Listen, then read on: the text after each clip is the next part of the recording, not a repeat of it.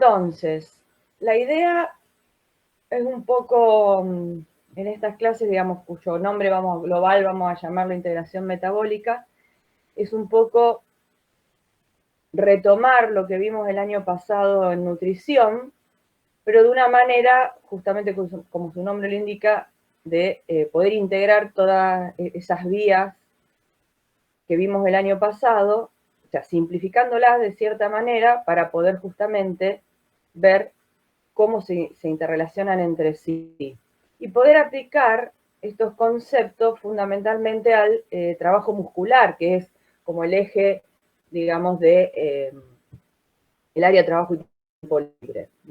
Este tema un poco va a estar en bastante relación, digamos, con lo que vean en fisiología del ejercicio, o sea, tiene que ver también con regulación hormonal. Ustedes no me acuerdo yo ahora muy bien si era en esta UP o en la UP próxima, que empiezan a ver todas las hormonas, las catecolaminas, etcétera, insulina, glucagón, regulación de glicemia, o sea, son todos temas que vamos a ir tratando en estas clases, por supuesto desde el punto de vista metabólico.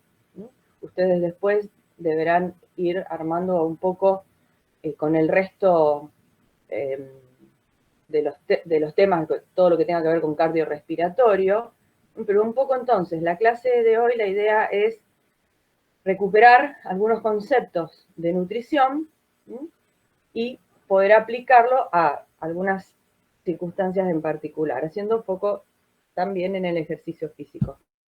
Lo que yo les voy a pedir, yo ahora voy a compartir pantalla, lo que yo les voy a pedir es que no tengan ningún tipo de problema en interrumpirme, preguntarme, al contrario, para mí mejor, porque esto de la virtualidad es un poco raro, esto de que uno le habla a la computadora, porque una vez que yo pongo el PowerPoint ni siquiera veo los nombres de ustedes, nada, entonces uno se siente como hablándole a la computadora nomás, muy distinto a la presencialidad donde uno los ve sus caras, ve si siguen la clase o no, y uno puede trabajar en función de eso. Bueno, en este caso esto no es posible, con lo cual les pido que me interrumpan todo lo que quieran, que no tengan problema, me pregunten lo que sea, si tengo que repetir, repetimos, o sea, que no tengan ningún tipo de reparo en nada, ¿sí? Así podemos aprovechar un poco más la clase. Por supuesto que van a aprovechar más la clase aquellos que se acuerden más de nutrición o aquellos que ya hayan empezado a repasar un poco las vías, porque a veces es el que queda entre el cursado de nutrición o si la rindieron y estas clases se hace un poco largo y hay que revisar, ¿no es cierto?, algunos temas. Bueno, yo les voy a compartir pantalla. A ver. Sí, alguien. Sí, yo iba a decir que al fin una ventaja para los que sacamos en las últimas mesas de nutrición que vamos a poder aprovechar también mejor. Es verdad, muy bueno el punto de vista. La ventaja de los que sacaron al final es así. Les va a venir bien. Bueno, ¿ahí se ve la pantalla, chicos? Sí, sí. Sí. Perfecto. Bueno. Entonces, un poco como les decía, esta es la primera clase, que si ustedes se fijan en el temario que les aparece en el cuaderno del alumno, trata justamente de algunas cuestiones de repaso y, bueno, después haciendo hincapié en el metabolismo anaeróbico y aeróbico, en las encrucijadas metabólicas. Acá está mi nombre, como les había dicho, por cualquier cosa. Y yo puse este gráfico para empezar, para que nos empecemos a decir, bueno, ¿qué se acuerdan de las vías metabólicas? Este es un póster que encontré por ahí con muchas más vías de las que debemos haber visto y las que debo saber, pero me pareció así como para empezar un poco, decir, bueno, que probablemente las vías metabólicas ustedes los hayan dejado así después de nutrición. Entonces vamos a tratar justamente de simplificar un poco la cosa y de ir tratando de poder aplicar eso, como les decía antes, fundamentalmente al trabajo muscular, pero también a la integración que existe entre los distintos tejidos. Entonces, digamos, podemos partir de varias preguntas para esto, que es ver, bueno, ¿cuál es la importancia justamente de estudiar el metabolismo y su integración? ¿Cuál es la importancia de mantener la homeostasis metabólica? Cuando uno habla de homeostasis metabólica, habla entre digamos, la relación que existe un poco entre las necesidades del organismo y los nutrientes o los sustratos que hay para poder brindar, digamos, a esa necesidad del organismo. Y entonces, ¿cómo se mantiene la homeostasis simbólica? Todas estas preguntas que vamos a ir tratando, ¿no? Contestar a lo largo de la clase. Entonces, vamos a repasar los generales del metabolismo. Después ustedes verán que tienen que repasar más o menos, como dijo acá la compañera, probablemente algunos tengan que repasar, por eso es bueno. Pero si ustedes se acuerdan, esto ya es súper conocido y básico, que el ATP es la unidad biológica de energía libre de los seres vivos, la forma en que nosotros obtenemos nuestra energía y, digamos, por ruptura de esta molécula en sus enlaces de alta energía, obtenemos la energía necesaria para todos los procesos vitales. Así poner el puntero más lindo. Ahí está. Bien.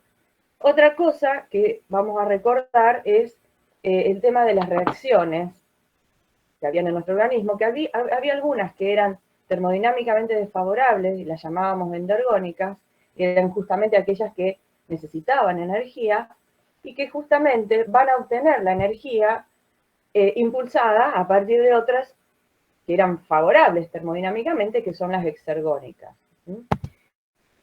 Un esquemito un poquito para ver qué relación había entre la energía libre y el tiempo en que se va realizando una reacción química.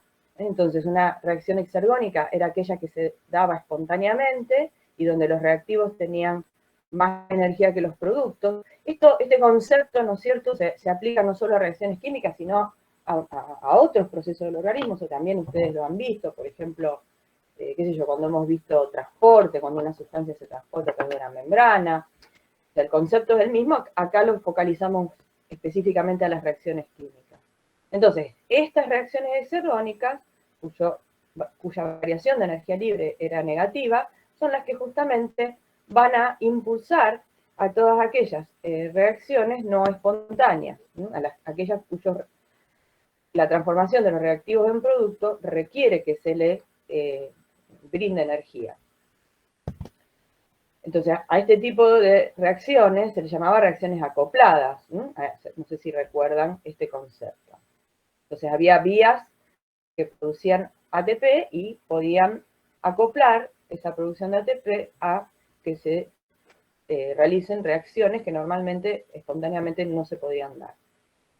¿Se acuerdan? En general, si uno tenía que clasificar a las vías, cuáles eran las exergónicas y cuáles las endergónicas, así en términos generales.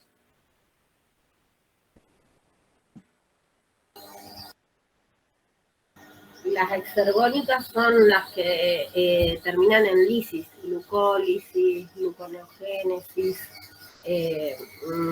glucogenolisis. En Perfecto. Cambio, las endergónicas, o sea, que requieren justamente energía, se escucha lavarropa. No importa, no importa. Serían las que justamente dan lugar a la producción de un producto, a la síntesis, mejor dicho. Perfecto. Claro, también podríamos decir que las catabólicas eran las exergónicas y las anabólicas las endergónicas. Perfecto. Esos ejemplos que puso la compañera de glucólisis, glucogenólisis, son ejemplos justamente del catabolismo, que esa es como la palabra clave, digamos, dentro del punto de vista metabólico, y las reacciones de síntesis son las anabólicas. Perfecto. Bien, después otra cosita que quería recuperar, ya más hablando de la oxidación de moléculas, o sea, de metabolismo catabólico, las coenzimas, ¿no? Reducidas, Nadache y Fadache, ¿se acuerdan que eran los principales transportadores de los equivalentes de reducción? Es lo que en última instancia nos iba a servir para poder ser entregados a la cadena respiratoria y producir el ATP. Les aclaro que particularmente en estas clases vamos a centrarnos un poco más quizás en las vías catabólicas, si bien vamos a tocar en ciertos momentos algunas cuestiones anabólicas, pero fundamentalmente le vamos a dar vamos a hacer bastante hincapié en las catabólicas. Después, bueno, el NADPH iba a ser el dador electrónico importante para la síntesis de sustancias de metabolitos, como podían ser, por ejemplo, los ácidos grasos, ¿no? Después otra molécula importante era la coenzima A, que era un transportador universal de los acilos. Esto la utilizábamos en la beta oxidación, no sé si se acuerdan. Después, otro concepto así general del metabolismo era que la mayoría de las vitaminas hidrosolubles eran componentes, o sea, eran coenzimas, ¿no? Y participan en las reacciones metabólicas. Y una cosa también fundamental que nosotros en nutrición por ahí delineábamos, pero no, sin llegar a meternos, porque justamente es un tema para ver ahora, era que todos estos procesos, todas estas vías catabólicas y anabólicas, tienen que estar exquisitamente reguladas, ¿sí? Para que funcione todo correctamente en nuestro organismo. Entonces, un poco de eso también vamos a hablar, no tanto hoy, sino en la clase que viene. Pero entonces, resumiendo un poco todas las cuestiones del metabolismo, lo que veíamos en nutrición era que a partir de la estructura de los nutrientes que nosotros obtenemos a partir de los alimentos, luego de que estos sufren los procesos de digestión y absorción en el tracto gastrointestinal, esas moléculas procesadas y más pequeñas llegan a la sangre, se distribuyen a los tejidos, y ahí es donde realmente arranca lo que llamamos metabolismo, donde se van a dar toda esta serie de reacciones que hablábamos recién, cuyo fin va a ser obtener energías o sintetizar nuevas estructuras o almacenar energía. Entonces vamos también a revisar rápidamente cómo podíamos obtener energía mediante procesos de oxidación que fueran aeróbicos, es decir, con intervención del oxígeno. Van a ver que acá yo voy a poner un esquema con ciertos metabolitos muy generales, después ustedes repasarán un poco más las vías, pero vamos a hablar siempre de ciertos metabolitos llamados encrucijadas metabólicas, algunos otros no lo son, yo se los voy a ir marcando, pero vamos, de cada vía vamos a ver los pasos generales, no nos vamos a meter en la vía en detalle como el año pasado, sino solamente en aquellos pasos que sean necesarios para entender toda esta cuestión de las interrelaciones y cómo funcionan los distintos tejidos, cómo se comportan ante los distintos metabolitos. Entonces, si ustedes recuerdan, tanto los glúcidos como los lípidos como las proteínas, cada uno por sus vías específicas, o sea, los glúcidos por la glucólisis y luego la descarboxilación oxidativa del piruvato, los lípidos por la lipólisis y luego la beta-oxidación, las proteínas por un proceso de desaminación, donde quedaban las cadenas carbonadas de los aminoácidos, todos de alguna manera, cada uno con su vía en particular, confluían en una molécula, que esta es justamente uno de los grandes ejemplos de encrucijada metabólica, que es el acetil-CoA. O sea, una encrucijada metabólica es aquella donde llegan muchas vías y a partir de la cual parten vías, ¿no? Entonces, ese acetil-CoA era, ¿se acuerdan?, el que ingresaba a otra vía metabólica, en este caso cíclica, llamada ciclo de Krebs, donde se producían justamente las coenzimas reducidas, y esas coenzimas reducidas entraban en este sistema que está en la membrana interna mitocondrial, donde se produce una, justamente, transferencia de electrones desde estas coenzimas, y que estos electrones iban a llegar en última instancia al oxígeno. Y toda esta serie de reacciones son todas reacciones justamente exergónicas, y esta liberación de energía es la que nos permitía acoplar el proceso de fosforilación oxidativa. O sea, acá, fíjense que yo incorporé un poquito acá al costado la respiración, como justamente la fuente de donde obtenemos ese oxígeno. La razón, en definitiva, por la cual respiramos, tiene que ver con poder oxidar completamente estas coenzimas, que son derivadas de todos los metabolismos de los sustratos que consumimos con nuestra dieta, para poder obtener ATP. Entonces, esto, bueno, es un resumen súper rápido. No sé si tienen alguna duda, se van acordando. Obviamente que cuando lo vimos el año pasado tenía muchas cosas en el medio que algunas van a volver a aparecer y otras quédense tranquilos que no. Pero el concepto general lo tienen. ¿Quieren alguna explicación anexa? O vamos avanzando y me dicen. Este proceso aeróbico, fundamentalmente, digamos, con muy poquitas excepciones que ya vamos a ver, es lo que necesitan absolutamente todos los tejidos de nuestro organismo. La mayor parte de nuestros tejidos obtienen su energía de forma aeróbica. Después veremos qué es lo que prefiere como combustible cada tejido, lo vamos a ver dentro de un ratito, pero básicamente todos los tejidos son aeróbicos, ¿con qué excepciones? A ver si se acuerdan. ¿Qué tejidos eran o estrictamente anaeróbicos o podían en alguna instancia... El músculo podía ser anaeróbico. Bien, el músculo en algunas circunstancias puede no tienen ser anaeróbico. Y los glóbulos rojos, perfecto, los glóbulos rojos son anaeróbicos porque no tienen mitocondrias. Entonces, no pueden utilizar todo esto que vimos recién y aprovechar la cadena respiratoria, ¿sí? Después el resto, todos obtienen su energía por medios aeróbicos. Puede haber algunas excepciones en algunas circunstancias que algún tejido pueda también acoplarse a la producción anaeróbica, pero es bastante raro. Fundamentalmente, esta es la forma de obtención de energía.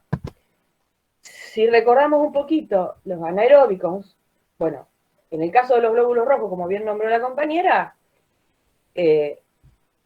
acuérdense que los glóbulos rojos estrictamente usaban glucosa y producían su energía por la glucólisis anaeróbica. Y en el caso del músculo, esto se asociaba a esta anaerobiosis a cuando el músculo realiza un trabajo intenso. Y acá quiero ya empezar a marcar algo que siempre es fuente de confusión. Uno generalmente cuando habla de anaerobiosis se piensa como que si no hubiese oxígeno.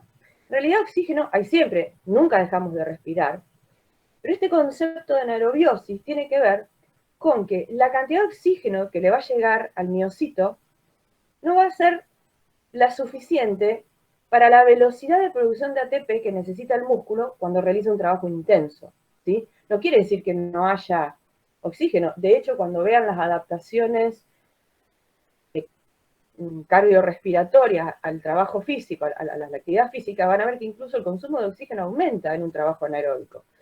Pero ¿qué pasa? El músculo que está trabajando intensamente, se está contrayendo intensamente, necesita producir el ATP tan rápido que no alcanza a ir a la vía aeróbica, que es más lenta, y por eso prefiere la vía anaeróbica. Ya vamos a volver sobre esto, pero yo ya se los quiero ir marcando para sacar esa confusión, porque pareciera, si no, muchas veces que cuando uno habla de anaerobiosis, el oxígeno desaparece, no estuviese, y el oxígeno está. Entonces, en estas condiciones de anaerobiosis, la glucosa, después de transformarse en piruvato, o sea, dentro del miocito o dentro del glóbulo rojo, se transformaba en lactato, y ese lactato va a salir a circulación y puede seguir muchas vías metabólicas. Esto que llamábamos, y también lo vimos el año pasado, que es el ciclo de Cori, tiene que ver con que ese lactato, digamos, sea reutilizado para la síntesis de glucosa por parte del hígado, el cual vuelve a eliminar glucosa hacia la sangre, que puede alimentar ya sea el músculo, o como está puesto acá, o cualquier otro tejido que así la necesite. Con el lactato también no nos vamos a meter mucho, pero históricamente se piensa que es un residuo de desecho, y la realidad es que hoy se sabe que el lactato es un metabolito metabólicamente muy importante, no solo para gluconeogénesis, sino también para obtención de energía. No nos vamos a meter en esto, que es un poco más finito, pero sí me gustaría que se saquen de la idea esa de que el lactato no sirve para nada, que sirve nada más como para desecho y bueno, en el mejor de los casos producir glucosa, ¿no? Porque hoy se sabe que los distintos tejidos pueden aprovechar el lactato, ¿no?, para obtener energía. ¿Vamos bien hasta acá, chicos? ¿Me frenan? ¿Si voy muy rápido? ¿O estamos bien? Sí, profe, estamos bien. Bien. Otra cosa que vamos a tener que tener en cuenta cuando veamos todos estos temas de integración es que nosotros en nuestra día a día experimentamos ciclos de ayuno-alimentación, ¿sí?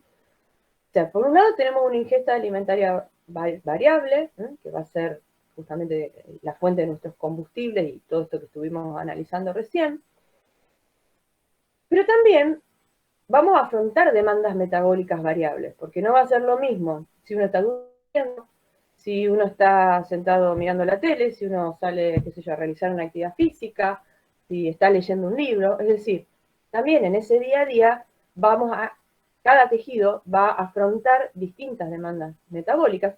Siempre el ATP va a ser el agente de transferencia de energía, y estos ciclos de ayuno-alimentación con demandas metabólicas variables se van a repetir, digamos, todos los días. Entonces, eso hace que el metabolismo tenga que tener una gran flexibilidad. Otra cosa que también les quería hacer hincapié es respecto a los depósitos de energía, ¿sí?, donde esta es una tablita. No se tienen que aprender estos valores para nada, chicos, simplemente para ponernos un poquito en contexto de cuáles son nuestros combustibles y nuestras reservas, y por qué cada una tiene la importancia que tiene. Entonces, yo en esta tabla les puse cuánta glucosa tenemos en la sangre o en el líquido extracelular, el glucógeno hepático, el glucógeno muscular, los triacilglicéridos, que son los principales, ¿no es cierto?, reservorios energéticos, creo que eso todo lo tienen claro, y las proteínas, que en ciertas circunstancias nos van a venir bien, si bien no son la fuente fundamental, acuérdense, de energía, pero en algunas circunstancias sí se van a volver importantes. Entonces, fíjense que si nosotros solo dispusiésemos solo de la glucosa sanguínea, no podríamos sobrevivir, porque con la cantidad de gramos que hay en nuestra circulación, fíjense, en un estado de ayuno, o sea que no estemos comiendo y que estemos en un reposo, podríamos vivir solo 40 minutos. Ya si salimos a caminar, esa glucosa nos alcanzaría 15 minutos, y ni les cuento si llegamos a correr mucho. Acá, bueno, el ejemplo extremo de una maratón, en 4 minutos no tendríamos más glucosa. ¿Por qué les marco como importante esto? ¿Por qué les marco en amarillo y le hago hincapié en esto de la glucosa y en ese consumo de glucosa? ¿Qué les parece? ¿Con qué pueden relacionar eso? A ver qué se acuerdan. Porque el cerebro es el requerimiento energético del cerebro es justamente a base de glucosa. Es glucosa dependiente. Perfecto. Exacto. Acuérdense que el sistema nervioso, salvo en algunas excepciones, se va a nutrir de glucosa. Entonces nosotros necesitamos que esa glucosa esté siempre disponible para llegar fundamentalmente al cerebro. Entonces no la podemos estar consumiendo como única forma.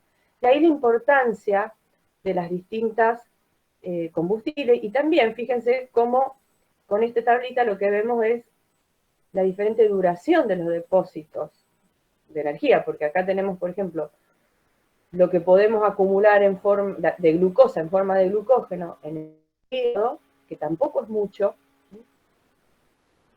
Acuérdense que el glucógeno hepático nos va a servir justamente para regular la glucosa sanguínea, pero bueno, hasta el punto en que se acabe, en el momento que se acaba, que fíjense que tampoco dura tanto, depende de qué es lo que hagamos. Después el glucógeno muscular, ese glucógeno muscular, también si recuerdan, solamente servía para suplir las necesidades del propio músculo, y también tiene un tiempo limitado de acuerdo a la actividad que hagamos. Ya los triglicéridos, fíjense que hay muchísima más cantidad, y ya esto nos sirve mucho más como para mantener la energía para el organismo, ¿sí? Por eso es nuestra principal forma de acumulación energética, son los triglicéridos. Y las proteínas, como yo les decía, en ciertas circunstancias también nos pueden servir y durante un tiempo más prolongado respecto a la glucosa. Después vamos también, todas estas cosas son como introducciones que les quiero hacer para ya ir remarcando qué cosas le vamos a dar importancia, pero vamos a volver sobre esto. Vamos ahora sí entonces a meternos de lleno en la integración del metabolismo.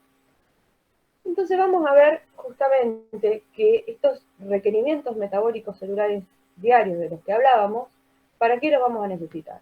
Para sintetizar nuevos componentes, para proteger nuestro medio interno, para adaptarnos a cambio en el medio externo, para producir trabajo, para enfrentar agentes exógenos, o sea, para una gran cantidad de funciones vamos a necesitar estar metiendo, digamos, metabolitos continuamente, y que estos requerimientos metabólicos se van a distribuir por medio de un sistema integrado de órganos, ¿no? Que eso es fundamental. De ahí la integración metabólica que vamos a ver, que no solo es entre vías dentro de un órgano o tejido, sino entre los distintos órganos y tejidos.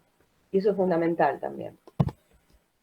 Y que justamente estos órganos, la base de todo esto es que tienen un sistema circulatorio común. Por eso todas las modificaciones que puedan existir en nuestro sistema circulatorio van a afectar, o pueden afectar al metabolismo, ¿no? A los requerimientos metabólicos, y que justamente van a existir adaptaciones para favorecer en determinadas circunstancias ese metabolismo.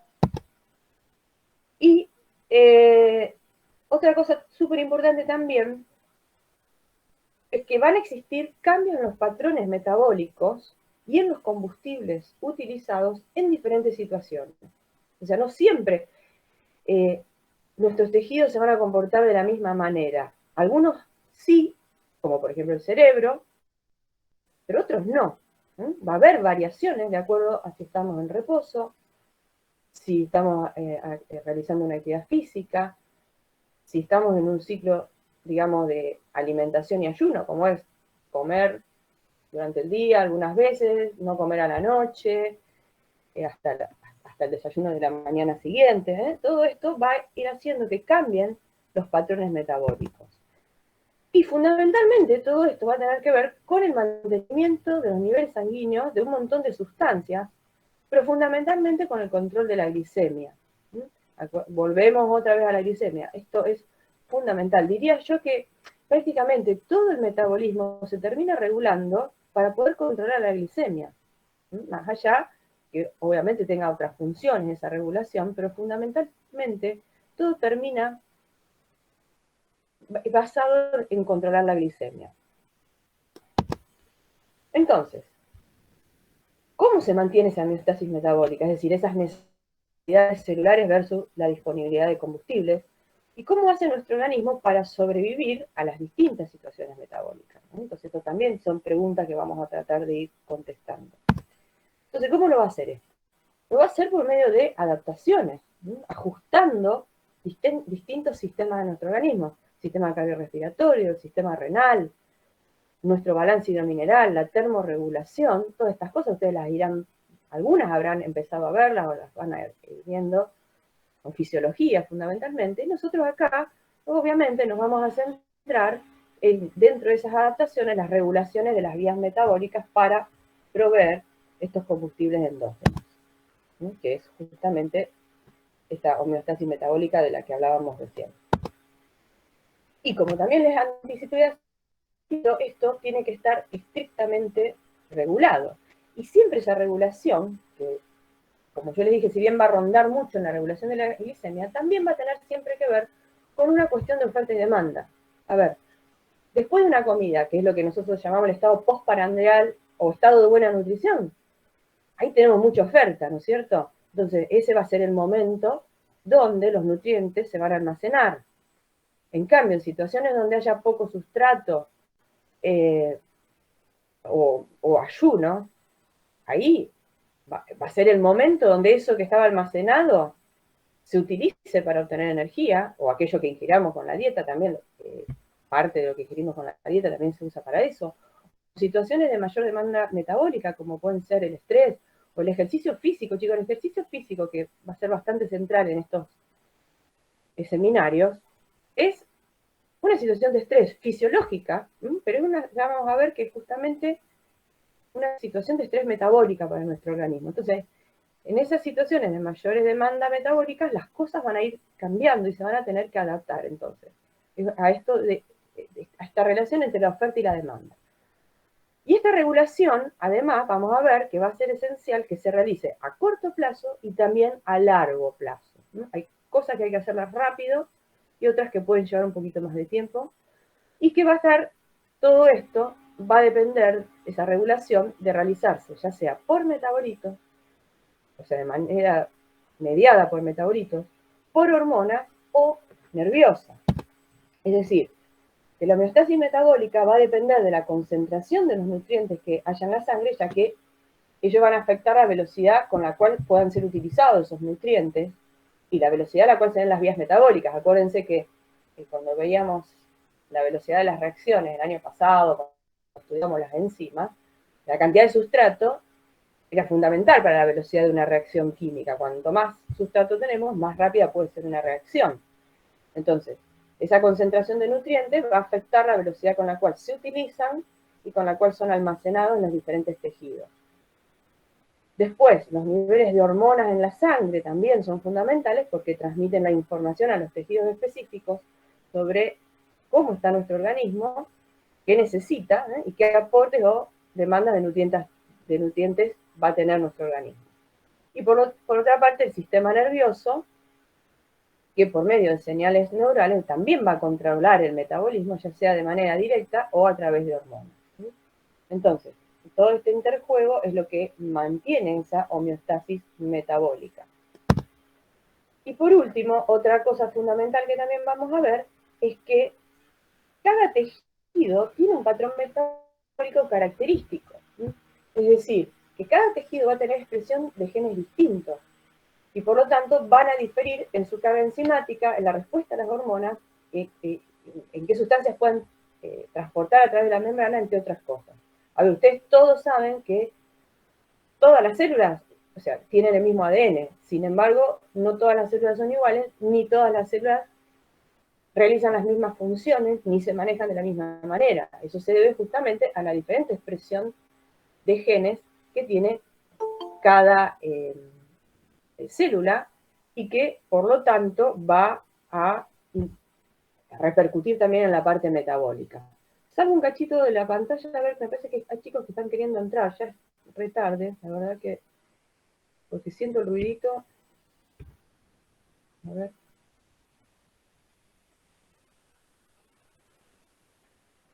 No, bueno, pero vamos a seguir porque si no, me compagina todo. Es importante que chicos entren temprano porque ya ahora si no se corta mucho la clase.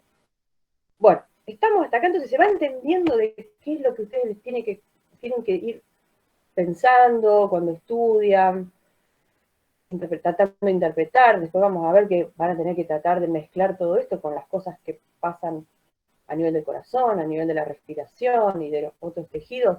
¿Se va entendiendo por dónde viene la mano? Sí, sí, re bien. Bien. Bueno. No sé si a lo mejor algunos en las tutorías ya hayan abordado algo de esto o no. La UP6 era la de Lorena, por ahí está más orientada a ver alteraciones de la presión arterial, no tanto quizás del metabolismo, pero bueno, en algún momento a lo mejor lo hayan hablado o lo hablarán en las tutorías. Vamos a ver qué pasa entonces con los principales tejidos que metabolizan combustible. Por supuesto que no podemos ver todos los tejidos de nuestro organismo, vamos a ver los principales. Antes que me olvide, la bibliografía para estos temas, chicos, o sea, el blanco está bárbaro, o sea, tiene 2 capítulos, que uno es el de integración metabólica y el otro es el de tejidos, o creo que la edición nueva se llama metabolismo de tejidos o algo por el estilo.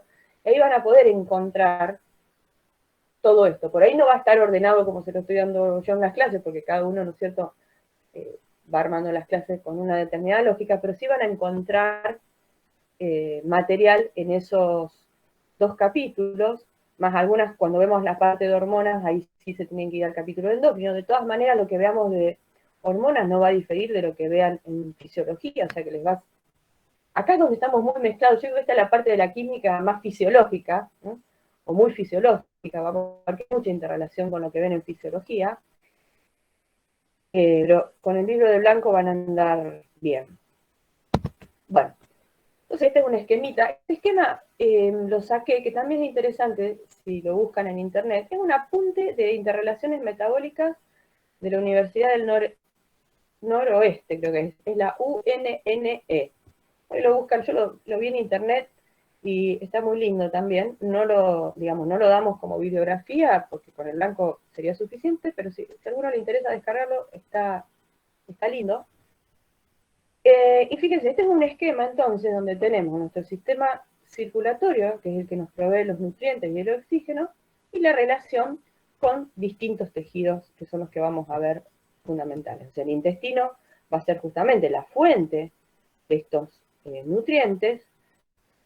Acá están glucosa y triacilglicéridos, pero por supuesto también las proteínas. Acá, digamos, es como que todo esto se va a basar fundamentalmente en glucosa y triacilgliceroles, porque son los dos combustibles fundamentales. Como ya les dije hace un ratito, las proteínas normalmente no son fuente importante de energía. Solo un 5% proviene de la oxidación de las cadenas de los aminoácidos. Entonces no lo vemos como algo relevante, sí en algunas circunstancias, como puede ser un ayuno medio prolongado o una actividad física muy extenuante, una carrera larga, o sea, algo que se prolongue mucho en el tiempo, ahí se vuelven un poquito más importantes las proteínas, pero por ahora no nos vamos a meter en eso y nos vamos a enfocar en los dos nutrientes fundamentales de todos los tejidos, que son la glucosa y los triacilgliceroles, que provienen de la dieta, pero que, como ustedes también saben, se pueden sintetizar en nuestro organismo. Vamos a ver, el cerebro, yo le puse acá, es exigente y voraz. ¿Por qué? Porque realmente consume, fíjense, el 60% del consumo de glucosa en reposo se lo lleva el cerebro, y también una gran cantidad, por supuesto, de oxígeno, porque el consumo de glucosa por el cerebro es aeróbica fundamentalmente. Yo no recuerdo ahora qué porcentaje del consumo total de oxígeno era del cerebro, no quiero decir algo incorrecto, pero es bastante alto. Y como ya sabemos, entonces, la glucosa va a ser su combustible preferido y casi exclusivo. Se adapta a usar cuerpos cetónicos. Esto ustedes habrán escuchado siempre en relación al ayuno. Uno siempre lo relaciona con el ayuno prolongado, pero en circunstancias de ayunos cortos también puede usar cuerpos cetónicos el cerebro. Y sí, no puede interrumpirse para nada, por supuesto, el aporte de nutrientes ni de oxígeno. Bien. ¿Qué pasa con el corazón?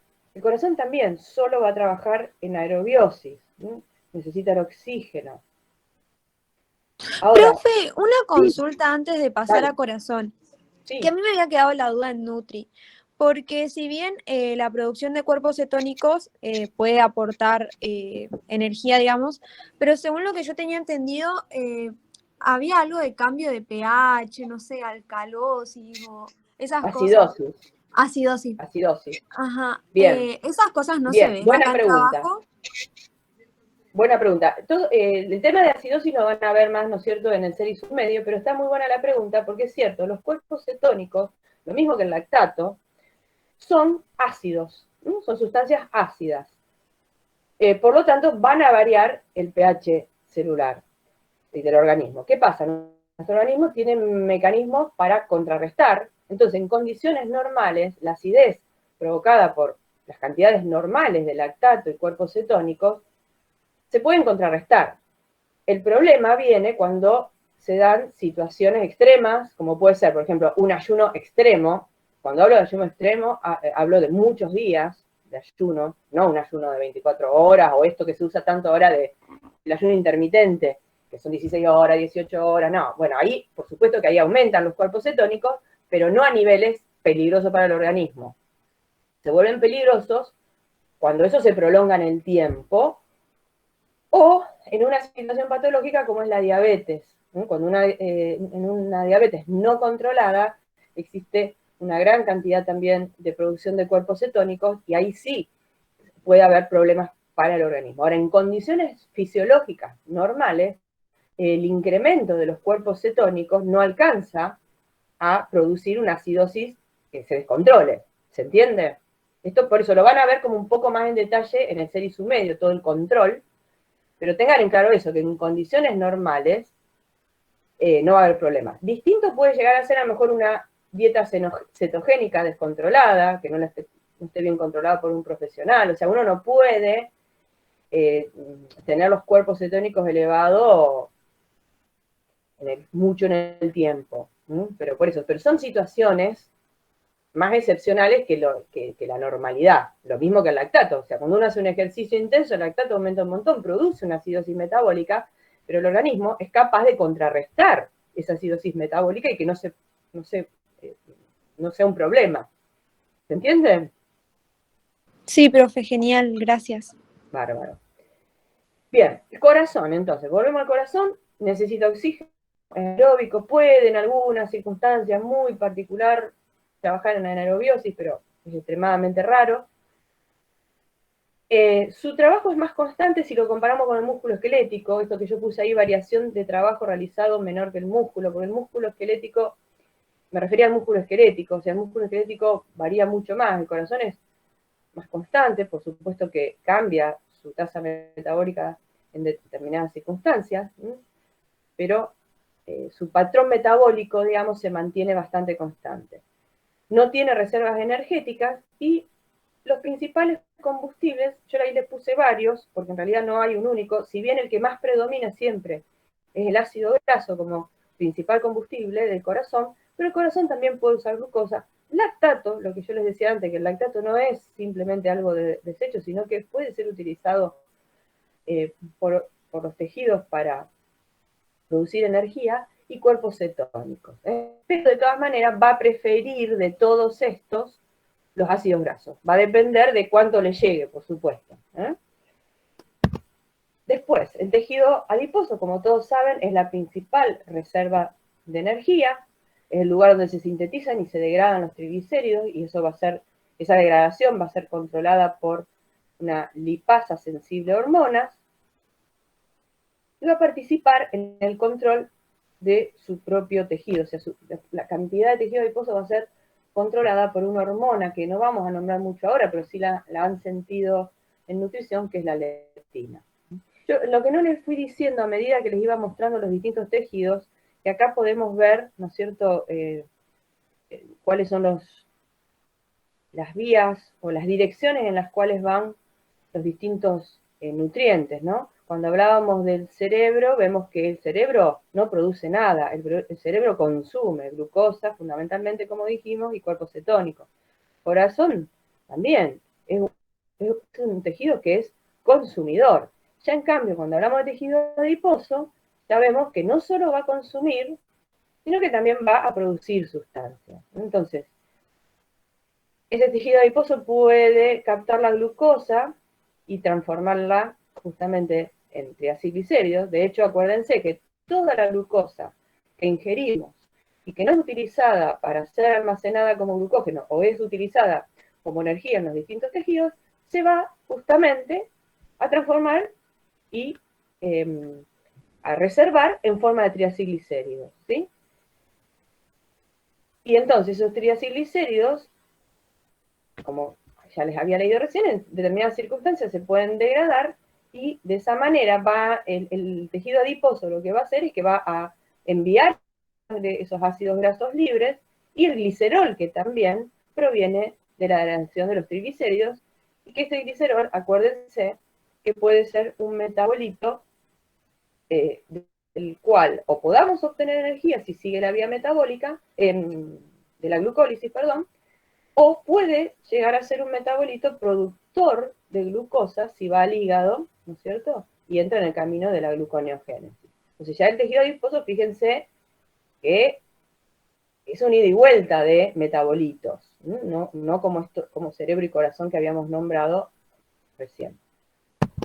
El hígado, bueno, el hígado es la gran central metabólica del organismo. De hecho, chicos, en el capítulo del blanco de tejidos, el hígado está buenísimo para poder repasar todas las vías metabólicas, porque el hígado tiene todas las vías metabólicas.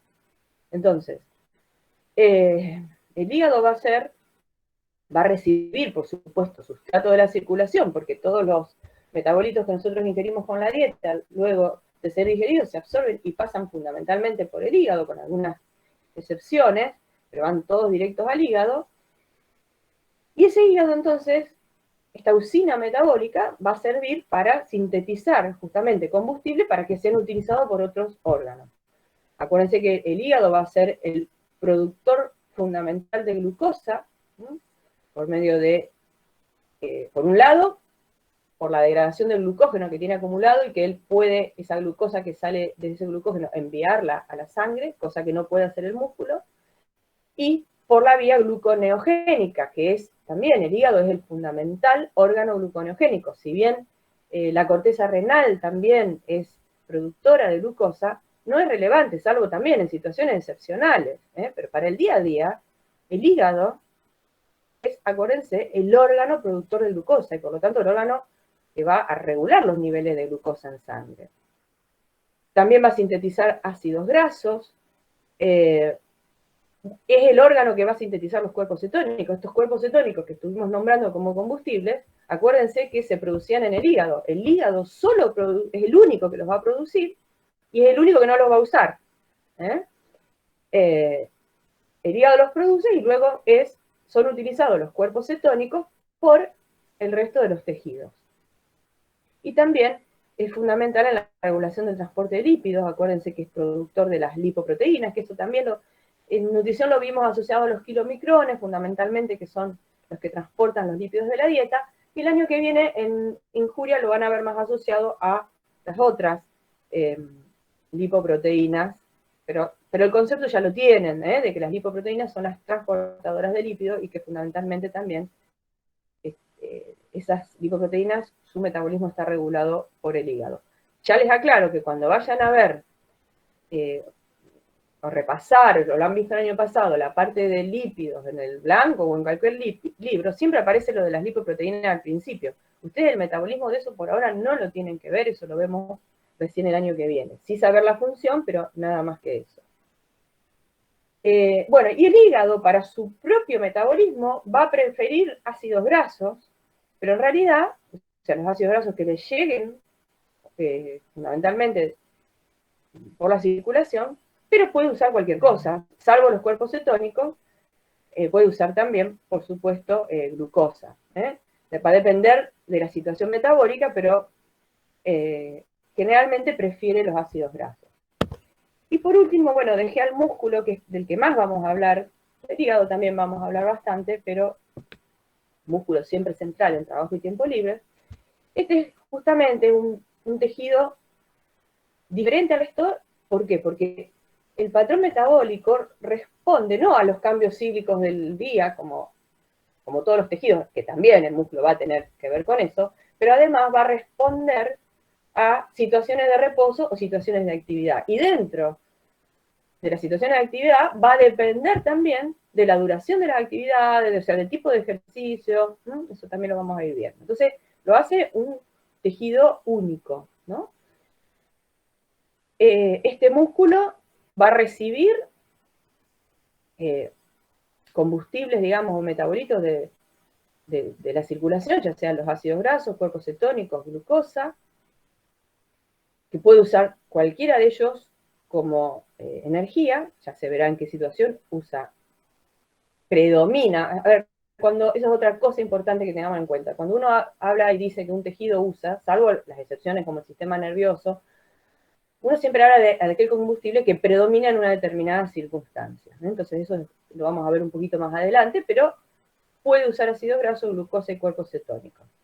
Además, acuérdense que almacena el 75% del glucógeno, pero que solo lo puede usar él, no lo puede mandar a la sangre como glucosa, y exporta lactato, exporta también alanina, o sea, vamos a ver que algo de las proteínas musculares se degradan y van a ir a circulación, donde pueden ser aprovechados justamente para volver a sintetizar glucosa. También, acá no está en este gráfico, pero el músculo también puede usar ácidos grasos libres que le lleguen, sobre todo, son muy importantes los aminoácidos, no ácidos grasos, perdón, aminoácidos, quise decir, aminoácidos libres, sobre todo los de cadena ramificada. Entonces, en ejercicios intensos, ahí los aminoácidos sí se vuelven importantes como metabolitos en el músculo. Y justamente el músculo, que es un tejido súper importante cuantitativamente en nuestro organismo, es una reserva de proteínas en la inanición, o sea, en los ayunos prolongados, bueno, ahí sí es donde las proteínas se van a volver importantes como fuente de energía. Y además tiene otro componente que no tienen otros tejidos, que ya vamos a ver la importancia que tiene más adelante, que es la creatina fosfato, que es una reserva energética adicional que tiene. Y algo que yo no puse acá, y solo se los voy a nombrar de refilón, para que les quede por ahí en la cabecita y en algún momento cuando se encuentren con eso lo vean, es una función del músculo que es bastante novedosa, digamos, se está conociendo en los últimos 20 años, que para ustedes es toda una vida, para la ciencia es poco, que el músculo es uno de los principales órganos endocrinos de nuestro organismo. El músculo produce un montón de sustancias llamadas mioquinas que van a regular y detener acciones en prácticamente todos los tejidos del organismo. Y de ahí la importancia de tener masa muscular, no solo para movernos, para mantener el equilibrio y para todas las cuestiones, digamos, de mecánica, que son las actividades usuales del músculo, sino porque endocrinamente se ha visto que es fundamental para justamente, entre ellos, la regulación del metabolismo. Entonces, la masa muscular la tenemos que empezar a ver ustedes como médicos que se están formando, porque esto es nuevo y por ahí todavía, por ahí no se los van a dar en clase, a lo mejor sí, a lo mejor no, a lo mejor lo vean en algún lado, en alguna materia optativa, pero no está en la currícula todavía mucho este enfoque y se está volviendo fundamental, como digamos, el mantener una masa muscular saludable, no solo por las cuestiones mecánicas, sino también para las cuestiones metabólicas. Así que se los dejo ahí para que les quede en el inconsciente, en el subconsciente, y en algún momento, cuando lean por ahí o escuchen, se acuerden, y en algún momento van a tener que ir a ver eso. Bien, ¿vamos bien hasta aquí, chicos? ¿Quieren que aclare algo? Sí, profe. Bueno, vieron que hasta ahora no nos metimos demasiado en las vías, sino más bien en sustratos y productos de las vías y no en las cosas que pasaban en el medio y que tanto nos horrorizaban en nutrición. A ver, nutrición yo siempre digo es la parte más ingrata del metabolismo, porque en algún momento las vías hay que verlas para más o menos entender qué es lo que está pasando. Porque si yo ahora les digo, bueno, ¿por qué la glucosa es importante para obtener energía? Con este grafiquito que vemos acá no lo entendemos, pero ustedes ya vieron la vía glucolítica y saben que es ATP, y saben que producen coenzimas reducidas, y eso lo pueden relacionar ya fácilmente con la energía. Entonces yo digo eso, nutrición termina siendo súper pesado las vías metabólicas, porque hay que verlas en detalle, y trabajo y tiempo libre se lleva a la mejor parte, por lo menos a mi juicio, y porque me parece lo más lindo, que es cuando uno puede integrar todas estas vías metabólicas. Bueno, esto es simplemente a modo de resumen de lo que estuvimos viendo recién, de estos tejidos, lo repetimos así más resumidamente. El cerebro, acuérdense que no almacena combustible, va a usar glucosa y en algunas condiciones cuerpos cetónicos, y tampoco va a exportar combustible. El músculo esquelético va a almacenar glucógeno, que lo va a usar en alguna circunstancia para su propia actividad. Prefiere ácidos grasos, sobre todo si estamos hablando en el reposo, no es así en el ejercicio, va a depender. Y no es, bueno, acá exporta algunos, está mal esto que no exporta combustibles, porque exporta lactato, exporta alanina, que pueden llegar a la larga a servir de combustible, ¿no? Indirectamente. Me doy cuenta que esto puede ser una tablita que es un poquito vieja. El músculo esquelético en ejercicio sí va a preferir la glucosa, también va a depender, como yo les digo, ya lo vamos a ver más en detalle, y va a reservar en ejercicio, una vez que se le acabó el glucógeno, solo le puede llegar a quedar algo de creatina fosfato, y bueno, acá están los combustibles exportados, se los pone únicamente al músculo en ejercicio, está bien, podemos pensar que en el reposo esto no se produce. Focalicemos nomás en el músculo en ejercicio, de esto que yo les decía, el lactato. Bueno, el músculo cardíaco tampoco no almacena, prefiere los ácidos grasos, tampoco exporta prácticamente nada. Y tejido adiposo va a almacenar triglicéridos, va a preferir también los ácidos grasos, pero va a exportar tanto ácidos grasos como glicerol, y el hígado va a almacenar glucógeno, triglicéridos, y va a utilizar aminoácidos, glucosa, ácidos grasos, dependiendo de la situación, y va a exportar ácidos grasos, glucosas, cuerpos cetónicos. Una cosa que les quería aclarar acá, que también no está puesto, el músculo esquelético en realidad también almacena triacilglicéridos, y en algunas circunstancias en la actividad física eso se vuelve también importante. Ahora que veo esta tablita no me gusta, la tengo que sacar. Le falta, está un poco incompleta. Hay cosas que ya se saben que podrían comprar algo más esta tabla.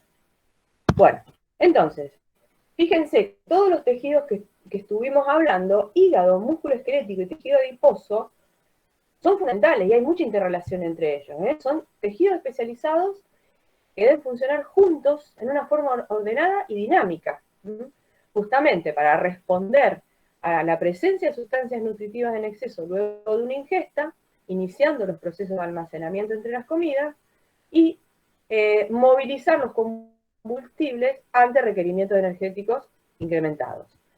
Y todo esto, como ya les vengo anticipando desde el comienzo de la clase, tiene que estar sujeto a un control estricto, y también lo vamos a ir viendo más adelante, que esto se va a dar de dos maneras fundamentalmente, por señales intracelulares o señales metabólicas, como pueden ser los niveles de energía sensados por ATP-AMP o por NADH y NAD, esto también es un sensor de energía porque nos relaciona directamente con la síntesis de ATP, o citrato, o glucosa 6-fosfato, u otros metabolitos, y por señales extracelulares que van a ser los niveles de nutrientes en la sangre o las hormonas.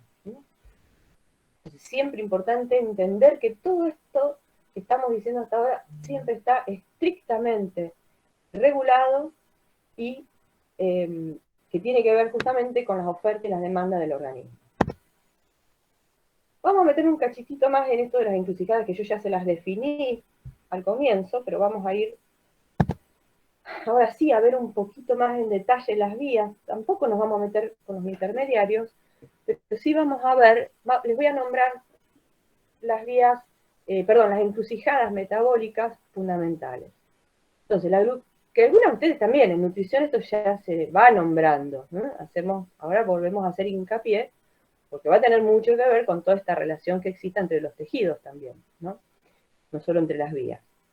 Entonces, ustedes conocían que la glucosa 6-fosfato era una encrucijada metabólica. ¿Por qué? Porque ella se forma, ya sea a partir de la glucosa que entra a las células, o por degradación del glucógeno almacenado, pero a su vez va a ser el inicio de algunas vías metabólicas, como es justamente la síntesis de glucógeno, la síntesis de glucosa, el yum de las pentosas, que es otra vía oxidativa que uno a veces deja de lado, pero porque es porcentualmente menos importante que la glucólisis, pero es fundamental para nuestro organismo. ¿Alguien se acuerda por qué era importante el yum de las pentosas? Porque era la principal vía de síntesis de NADPH, puede ser, que era utilizada para la biosíntesis de ácidos grasos. Perfecto, esa era una. ¿Y alguien se acuerda cuál era la otra función? ¿Qué otra cosa producía también fundamental? Esto está más lejos, es más de crecimiento. Va a producir también ribosa 5-fosfato, que es precursor de los ácidos nucleicos. Y también puede producir, ahí, digamos, el metabolito intermedio, el yum de la glucosa, también producen energía. Bueno, y esa glucosa 6-fosfato también va a ser encrucijada porque puede seguir la vía glucolítica. Otra encrucijada importante va a ser el piruvato, que proviene de esa degradación glucolítica, que se puede transformar en lactato, que se puede transformar en acetil-CoA, pero que también puede provenir de la degradación de la cadena cadenada de algunos aminoácidos, o puede provenir también del oxalacetato que se producía en el ciclo de Krebs. Ese oxalacetato justamente va a ser un metabolito precursor del piruvato y de la génesis. Este oxalacetato también es una encrucijada importante, justamente por estas relaciones que vemos acá, por lo del piruvato, porque forma parte del ciclo de Krebs, porque tiene relación también con los aminoácidos. Acuérdense que las transaminaciones, las reacciones de transaminación de los aminoácidos, había una de ellas que terminaba en oxalacetato. El acetil-CoA, por supuesto, es otra, como ya les nombré al principio, una de las grandes encrucijadas, porque ahí llegan todas las vías oxidativas, ya sea la glucolítica, la que proviene de la degradación de los triglicéridos y también de ciertos aminoácidos, pero a partir de ese acetil-CoA también salen un montón de vías, porque se van a formar los ácidos grasos y los triacilglicéridos, se van a formar ciertos aminoácidos, y acá no está, pero también acuérdense que ¿de qué otra cosa es precursor el acetil-CoA? A ver si se acuerdan también. Y de una importancia suprema, vamos a llamarle. Si bien no lo hemos visto al mismo, lo hemos nombrado muchas veces. ¿De qué era precursor el acetil-CoA? Los cuerpos cetónicos.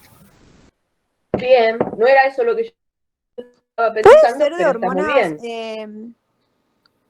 del colesterol y de hormonas Perfecto. esteroides, creo que era. Exacto, son las dos cosas que contestaron los dos compañeros, están perfectas. Una era los cuerpos cetónicos, yo me los había olvidado, así que muy bueno, porque me los había olvidado, como no están acá en el grafiquito, me había olvidado, son los precursores de los cuerpos cetónicos. Y lo otro que dijo la compañera, exactamente, es el precursor del colesterol, que como ya sabemos es precursor de un montón de sustancias en nuestro organismo. Entonces, de hormonas esteroideas, de los ácidos biliares, bueno, de un gran número de moléculas. Entonces, fíjense la importancia, ¿no?, de este acetil-CoA como inclusión metabólica. Y hay otros importantes como el alfa-cetoglutarato, fumarato, o sea, lo vamos a ir viendo un poco más cuando veamos la interacción entre las distintas vías. Pero lo que tienen que tener claro, entonces, ¿cuál es la importancia de esas encrucijadas metabólicas? Es que van a ser moléculas o sustratos que van a provenir de distintas vías y que van a producir distintas cosas.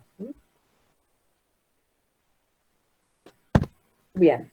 Entonces ahora quería meterme un poquito en el hígado, que yo les decía justamente que es la usina metabólica, para que vayamos viendo un poquito ya más en detalle esto de cómo interaccionan las vías metabólicas.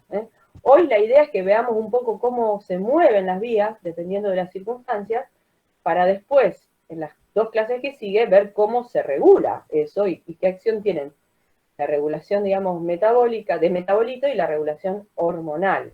No vamos a ver la parte nerviosa nosotros, sino que nos vamos a abocar a la parte de metabolitos y hormonal. Ahora, para poder encarar eso la semana que viene, tenemos que revisar un poco las vías y ver cómo se relacionan entre sí. O sea, de lo que vamos hablando desde que arrancamos las clases, vamos metiendo cada vez un poquito más de cosas o nuevos razonamientos. Esto, chicos, lo que tiene el metabolismo también es que se puede razonar bastante. O sea, ustedes pensando en una situación en particular, como por ejemplo esta que vamos a analizar ahora, que es el estado de buena nutrición, o sea, después de una comida, ustedes ya ahí intuitivamente saben que va a ser un momento de mucha oferta, entonces, ¿cuáles van a ser las vías que van a predominar y cuáles no? Por supuesto que esto después sí se va a tener que analizar en cada tejido, porque, por ejemplo, el cerebro, por más que nos comamos todo el día, o estemos en ayunas, el cerebro ahí va a actuar siempre igual, por supuesto, ¿no? Ojo que hay tejidos que siempre las vías van a ser las mismas. Pero en otros tejidos, como por ejemplo el hígado, resulta dentro de todo bastante intuitivo y lo pueden razonar bastante. Entonces, en un estado de buena nutrición, o sea, luego de una comida, los metabolitos van a llegar al plasma, la glucosa particularmente, acá les puse como ejemplo glucosa, me faltó poner glucosa, puse plasma y no puse glucosa. Acuérdense que entra al hígado por un transportador que es el GLUT2, por difusión facilitada, distinto al de la absorción en el intestino, que es un cotransporte con sodio.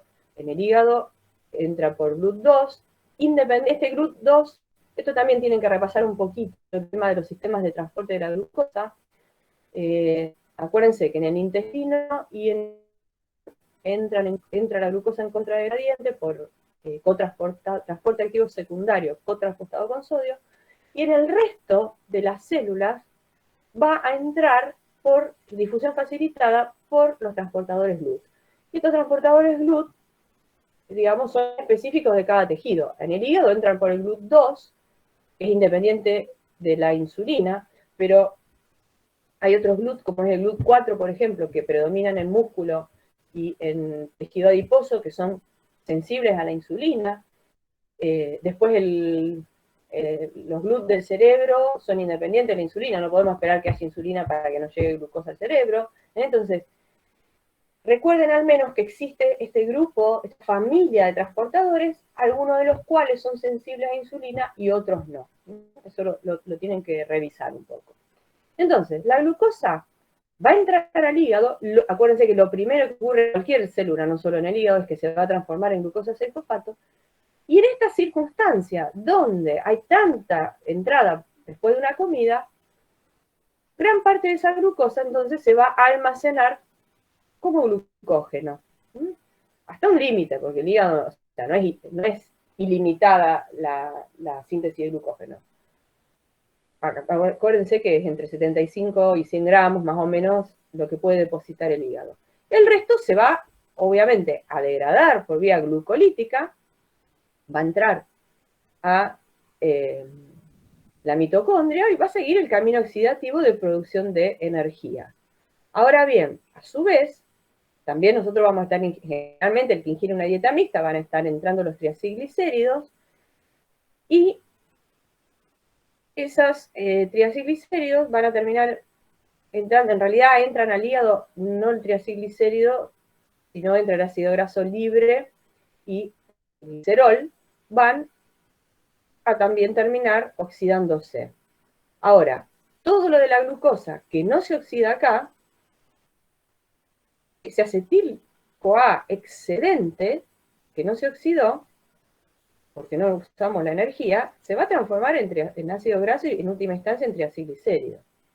Acá en este gráfico empiezan a aparecer algunos simbolitos que lo vamos a ver más en la clase que viene, de qué cosas frenan y qué no las vías, pero intuitivamente ustedes lo que tienen que tener claro es que generalmente cuando sobra mucho van a estar favorecidas las vías de almacenamiento, y en este caso, por ejemplo, entonces el citrato, que es componente del ciclo de Krebs, va a ser un estimulador de la síntesis de ácidos grasos para formar triacilglicéridos. Entonces, ahí empieza, con esta diapo empezamos a delinear un poco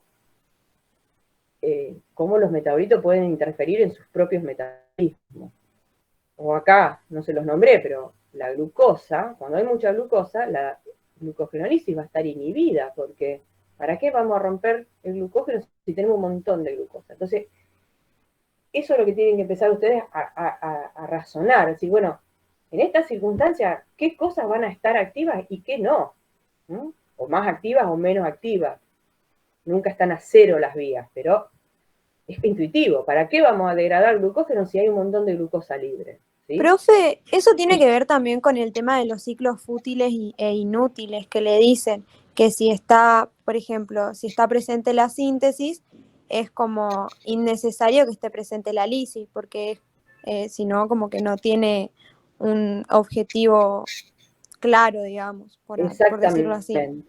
Exactamente. Acá lo importante es que se forme glucógeno para poder, toda esta glucosa que ingerimos, canalizarla. Lo que no se forme glucógeno y no se use para energía, se usa en triacilglicéridos. Entonces, como vos decís, en esta circunstancia sería inútil que degrademos glucógeno, sería inútil que degrademos triglicéridos también, ¿no es cierto? Porque, ¿para qué? Si lo estamos ingiriendo, justamente, y los estamos sintetizando. Entonces, un poco esta es la lógica que tenemos que ir empezando a utilizar para entender cómo están relacionadas las vías y cómo van variando en distintas circunstancias. En este ejemplo, como yo les puse, lo que pasaría en el hígado en un estado de buena nutrición. Ahora, Yo les dije recién que la glucosa que no se utilizaba formaba triglicéridos. Pero la pregunta es más amplia, esa es una de los posibles destinos. ¿Qué otros destinos se les ocurre que podría ocurrir con la glucosa que no es usada? ¿Se les ocurre algún otro destino? O sea, la que no es usada por el hígado, sigue circulando. ¿Qué destinos va a tener esa glucosa? O sea, cuando nosotros comemos y entra en nuestro sistema circulatorio después de la absorción. ¿Qué les parece? Lo saben, ¿eh? Lo que no entra en el hígado, ¿qué les parece? ¿A dónde va a ir?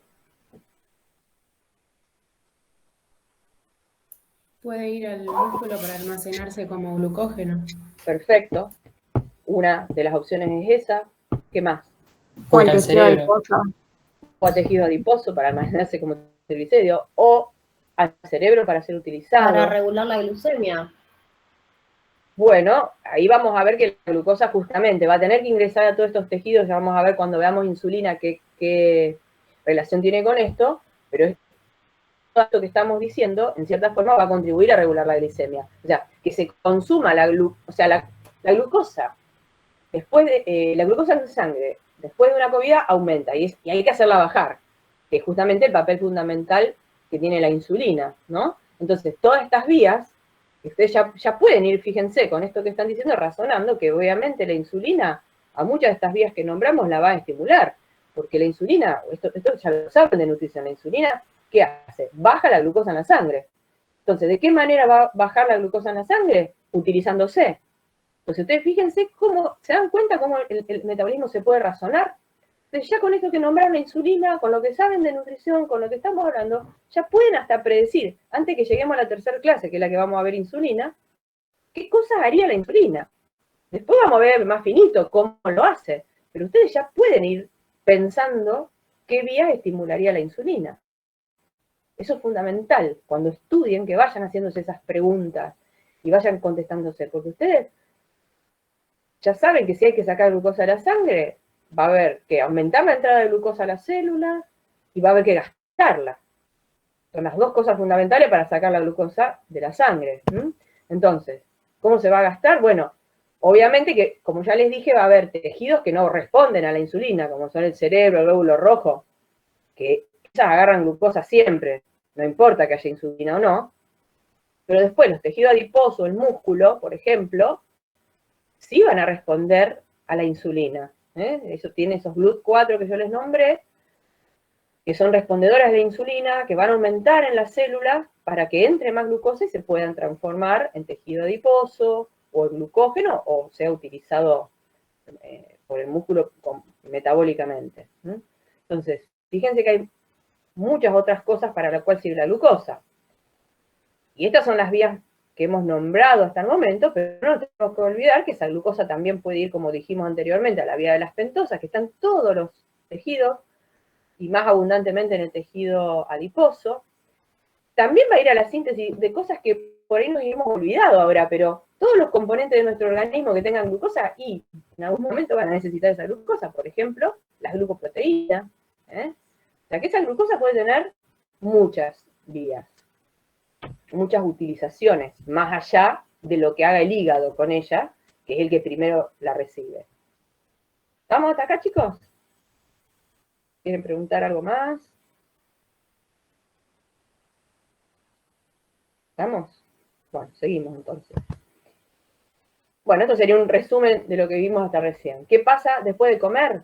Primero, se va a usar toda esa glucosa energéticamente, o sea, primero, o sea, una de las cuestiones va a ser usarla para producir energía, ¿no? ATP, glucólisis, descarboxilación activa del piruvato, ciclo de Krebs, y luego ese excedente que no se usó para energía se va a utilizar para síntesis de triglicéridos y gluconeogénesis. Glucógenogénesis. Es decir, la síntesis de glucógeno y la síntesis de triglicéridos. Otra encrucijada que no les nombré acá, otra relación entre vías que no les nombré, cuando uno ve la glucólisis, ¿se acuerdan que había un intermediario que se llamaba dihidroxiacetona fosfato? Este el intermediario de la glucólisis que puede transformarse en glicerol y también ser precursor de los triglicéridos. Es decir, que la glucosa no solo va a ser precursora de los triglicéridos a partir del acetil-CoA, sino también de la hidroxiacetona fosfato. O sea, estos son los dos nexos que hay entre el metabolismo de la glucosa y el de los ácidos grasos. ¿Con qué diferencia? Con que la hidroxiacetona después, o sea, se puede formar a partir del glicerol, y de esa manera esto puede ser gluconeogénico, o sea, el glicerol de los triacilglicéridos puede ser gluconeogénico, pero los ácidos grasos no. O sea, los ácidos grasos nunca van para allá. No podemos formar glucosa desde los ácidos grasos. Entonces, esa es otra relación que existe entre los distintos metabolismos. Bueno, esto es más de lo mismo. ¿Qué pasaría en un ayuno? Lo vamos a ver rápidamente, pero ya intuitivamente a ustedes se les va a ocurrir. Va a pasar exactamente lo contrario. En un ayuno, los periodos que tenemos entre comidas, no pensemos en ayunos prolongados y cosas raras. En un ayuno entre comidas, acuérdense que la glucosa hay que seguir manteniéndola en niveles normales. Entonces, se van a activar áreas de producción de glucosa, ya sea glucogenólisis hepática, que es el que va a permitir que salga la glucosa a la sangre, pero también va a haber gluconeogénesis a partir de distintos metabolitos, que pueden ser el piruvato, el oxalacetato, el lactato, la alanina, o sea, cualquiera de los metabolitos gluconeogénicos, el glicerol. O sea, en un estado de ayuno se empiezan a degradar grasas para obtener energía, y de esa degradación el acetil-CoA va a seguir la de producción de energía, pero ese glicerol puede entrar, como les dije recién, a la vía glucolítica, y si nos hace falta glucosa va a ir para allá, en vez de ir para acá. Entonces fíjense que siempre va a ser un juego de qué se necesita. Entonces en un ayuno va a haber glucogenólisis, gluconeogénesis, lipólisis, cetogénesis, acá es donde se empieza a hacer más importante la cetogénesis, y en ayunos un poco más largos puede haber algo de proteólisis. En ayunos cortos algo va a haber, sin ser relevante, siempre hay proteólisis, siempre hay. Acuérdense que el pool de aminoácidos, los aminoácidos no se almacenan, pero sí hay un pool que proviene de las proteínas que ingerimos con la dieta, de las proteínas que se degradan, y esas que después van a dar lugar a las nuevas proteínas. Bueno, esto es como para encarar la última parte de la clase, un chistecito que encontré por ahí, el tema, para que nos relajemos un poco, porque encima que no nos vemos, o yo no los veo por lo menos, me pareció simpático. Son dos adipositos, hablo, ¿no? Que dice, tenemos exceso de energía de nuevo. ¿Qué haremos con un sobrante? Igual como grasa, dice el adiposito. Oye, pero ¿no crees que hemos hecho eso mucho últimamente? Tú nunca sabes cuándo lo podemos utilizar. Y esto es interesante porque nos hace ver este chiste que la acumulación de energía en forma de triglicéridos, a diferencia del glucógeno, es virtualmente ilimitada. No así con el glucógeno. El glucógeno tiene un límite, esto no. Que eso después podemos también ir pensando, ¿por qué podemos acumular más grasa? ¿Por qué se les ocurre que podemos acumular más grasa que glucógeno? A ver, ¿tienen alguna idea? Porque la grasa se almacena sin agua, ¿puede ser? ¿Sin qué? Se cortó justo cuando dijiste. Sin agua, no me acuerdo la palabra. Exacto. Y eso hace entonces que uno pueda, en menor volumen, acumular más energía. En menor volumen. Si tuviésemos que acumular glucógeno, es altamente hidrofílico, y a lo mejor tendríamos el tamaño de un elefante, qué sé yo, no sé. Por eso los depósitos son pequeños. Y una ventaja adicional, acuérdense que además se acumula mucho y acumula mucha más energía por gramo de molécula. Acuérdense que los triglicéridos nos dan 9 kilocalorías por gramo y los hidratos de carbono 4. Entonces, podemos acumular más y encima esa acumulación mayor en términos energéticos. Bien. Vamos a entrar entonces un poquito en el músculo esquelético. Hoy vamos a hacer una introducción a esto y vamos a retomar la clase que viene, porque si no es tanto. ¿Están como para seguir un cachito más con músculo? Vamos 3:30, ya vamos 1:30, son densos. Todas las clases de química ya saben que son densas. Aunque el año pasado ustedes, la clases en vivo, nos agarró la pandemia ahí, todos patas para arriba, power grabado, con lo cual lo podían frenar. Este año sí ya estamos con este tema de las clases sincrónicas, que, bueno, son un poco más, siempre son densas, porque siempre tienen mucho contenido, pero bueno, la idea es que ustedes se queden con las ideas principales y cuando retomen los temas para estudiar, cuando vean los power, cuando lean el libro, puedan retomar estas cuestiones. Profe, Entonces, sí, una pregunta. ¿De dónde puedo sacar el power?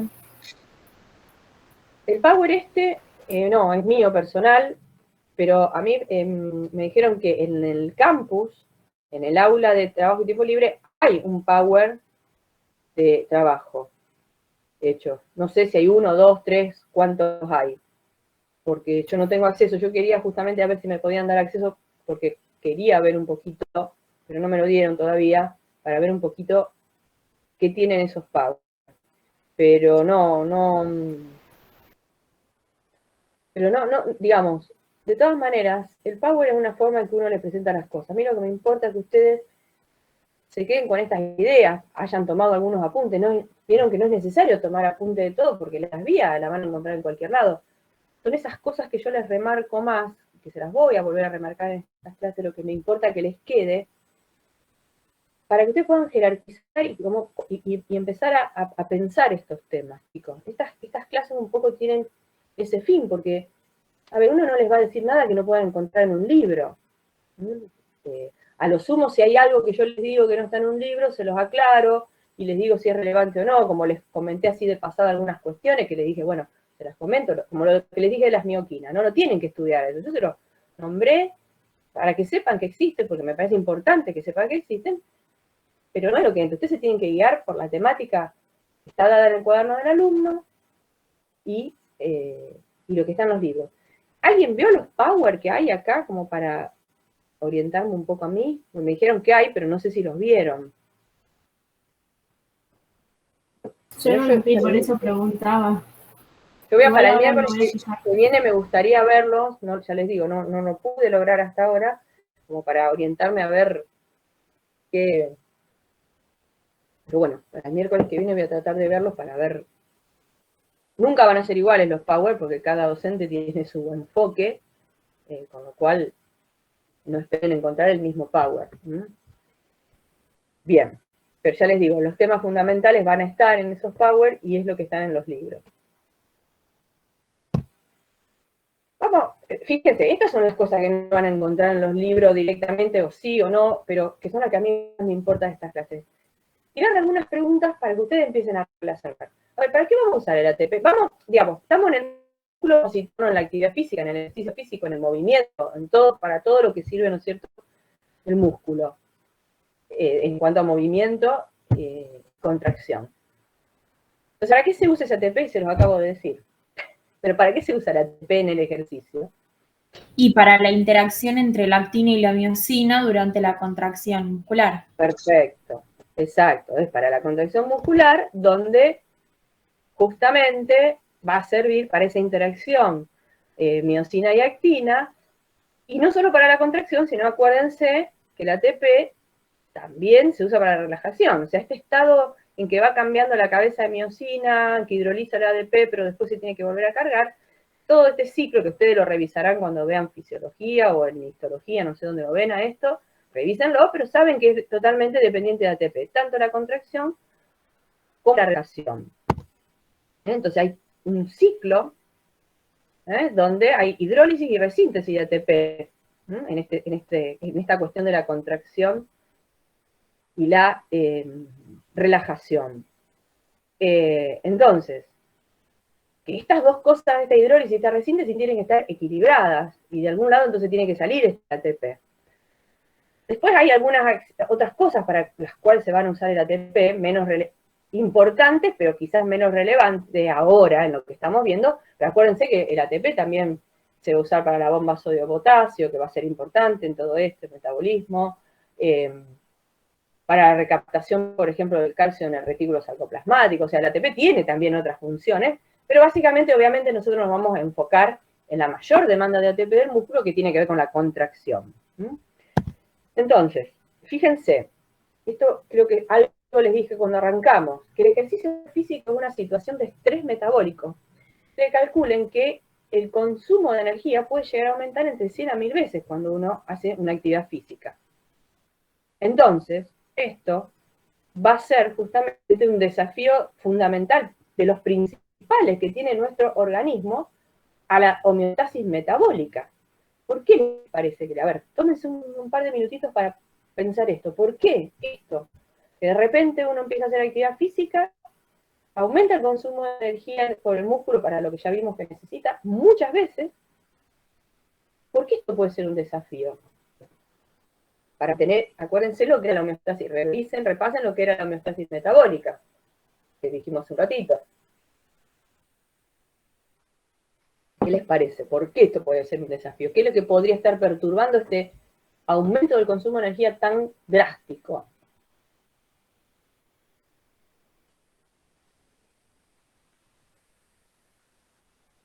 Anótense todas estas preguntas, porque por más que yo se las voy a... Si ustedes ahora, por ahí ahora tenemos poco tiempo, no les salen, yo se las voy a, por supuesto, contestar. Puede ser que al ser elevada, o sea, la demanda metabólica justamente, por ejemplo, del tejido muscular, va a perturbar justamente la demanda de otros tejidos, y eso es lo que va, o sea, va a perturbar el metabolismo en otros órganos. Bien, ¿y por qué perturbaría eso que vos decís? Porque ¿qué estaría haciendo?